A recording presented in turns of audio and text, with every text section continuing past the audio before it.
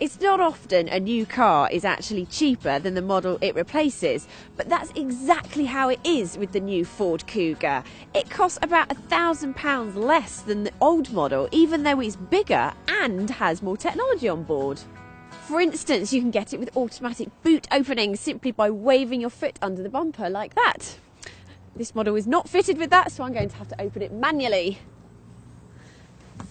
Once the tailgate is open, owners of the new Kuga benefit from more space than the outgoing model. The hatch opens wide and the boot floor is low and flat, making it easy to put things in and out. And then when you fold the seats down, there's a completely flat load bay.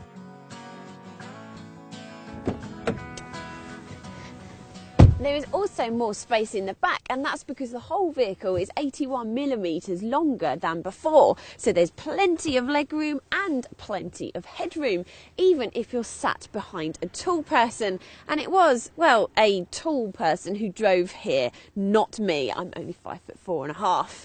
And the final feature to praise about the back of the Kuga is these reclining seats, which make it easy to get comfy for longer journeys. Anyway, I've got a video review to make. I'm trapped. Okay, I'll have a little rest instead. The dash is similar to the Focus hatchback and C-Max MPV, but that's not a bad thing. The design is modern, quality decent, and the gloss black finish creates an upmarket feel. There's also plenty of storage space thanks to a reasonable centre cubby, large glove box, and big side door bins. Equipment is impressive too, because all cars get cruise control, push button start, DAB digital radio with USB and iPod connectivity, and it doesn't matter if you're big or like me, slightly small, because you can raise the driver's seat to get a good view out.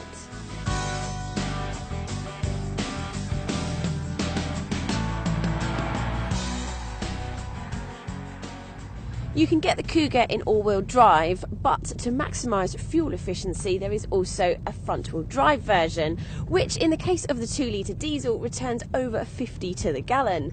Don't worry though if you prefer petrol power, because there is an efficient 1.6 litre which feels more like a 2-litre because it is fitted with a turbocharger.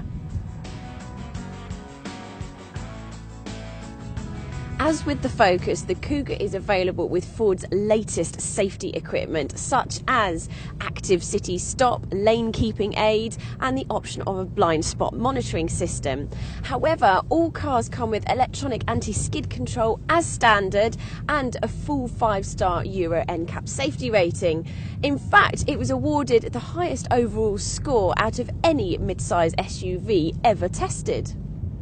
However, it's time to wipe that smug grin off the Kuga's face, because now, unfortunately, we have to address its negative points, starting with this cluttering of buttons. Best off getting a passenger to operate those whilst you concentrate on driving. Not that you will find it particularly dynamic. The previous model of Kuga was fairly sporty. This one is quite dull, especially when next to a Mazda CX-5. Finally, avoid the automatic model, because Ford automatic gearboxes are not as good as Volkswagen's.